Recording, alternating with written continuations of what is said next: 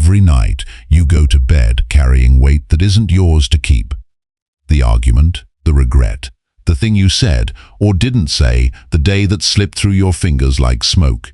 You close your eyes and your mind keeps moving. Marcus Aurelius ruled the greatest empire on earth.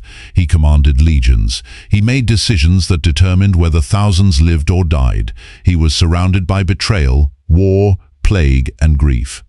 And every single night, he sat down and cleaned his mind. Not with alcohol, not with distraction, with something far harder, honest reflection. This is what he did, and this is why most men today are mentally weaker than a Roman emperor who lived 2,000 years ago. We have this image of Marcus Aurelius as a statue, cold, perfect, carved from marble. Wrong, he was a man who fought anger, who grieved the loss of multiple children, who was lied to by people he trusted, who woke up some mornings and didn't want to get out of bed. He literally wrote that in his journal.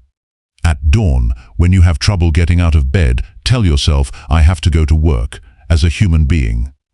The Meditations, the book that changed history, was never meant to be published. It was his private evening journal, a man talking to himself, wrestling with himself, holding himself accountable in the dark when no one was watching. That's the part we skip.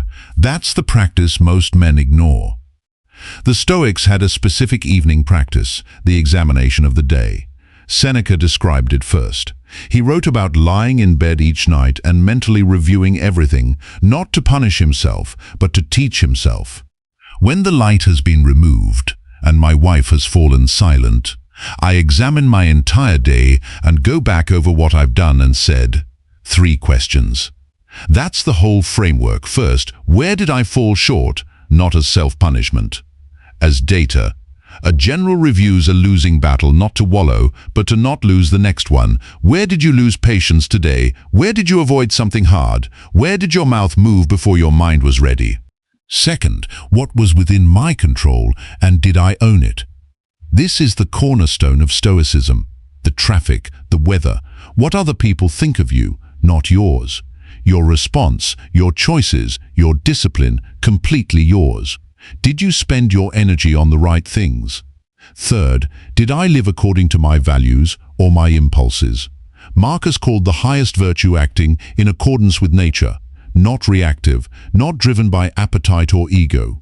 Did your actions today reflect the man you're trying to become or the man you're trying to leave behind? The evening ritual is how you close the past so it doesn't colonize your tomorrow.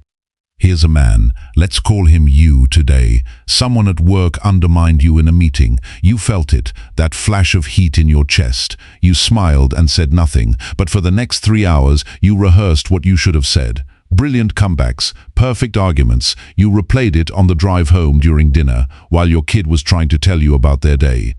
You were physically present and mentally absent. Now it's 11 p.m. You're doom scrolling. Not because you enjoy it, because it's easier than sitting in silence with your own mind. Marcus faced worse. He had senators plotting his death, generals who betrayed him. He lost his son. His closest advisors lied to his face, and yet he sat down every evening and wrote, not about them, about himself. You have power over your mind, not outside events. Realize this and you will find strength. The man in the meeting who undermined you. In your journal tonight, he gets 2 lines. Your reaction to him, that gets a page, because he's not the problem. Your attachment to his opinion is the problem. Here's how you build this practice. No app required, no program to buy. 10 minutes, set a timer. You're not writing a novel, you're performing a mental audit. The constraint forces clarity. Pen and paper only. Your phone is a distraction machine. The physical act of handwriting slows you down enough to actually think. Marcus wrote in a physical codex. Honor that. Write to yourself harshly but fairly, not I'm terrible, not I'm fine. The Stoics called this the inner citadel, a place inside you unmoved by flattery or self-pity. Write from there. And end with one intention for tomorrow. 1, not a list, one thing you will do differently.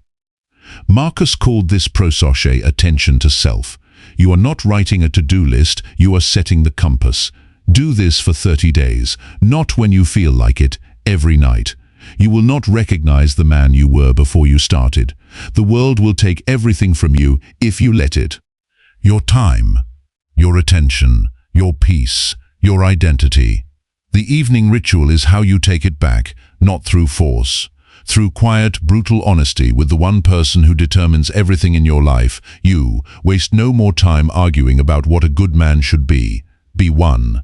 Marcus Aurelius was the most powerful man alive, and every night he sat alone in silence and asked himself if he had been worthy of that power. You don't need to command an empire, you just need to command yourself. Start tonight. If this hit different, drop a comment below with one word that describes how you ended today. Just one word. Let's see what we're all carrying. And if you want the full Stoic morning and evening routine, the complete system Marcus used, that video is right here. Watch it next.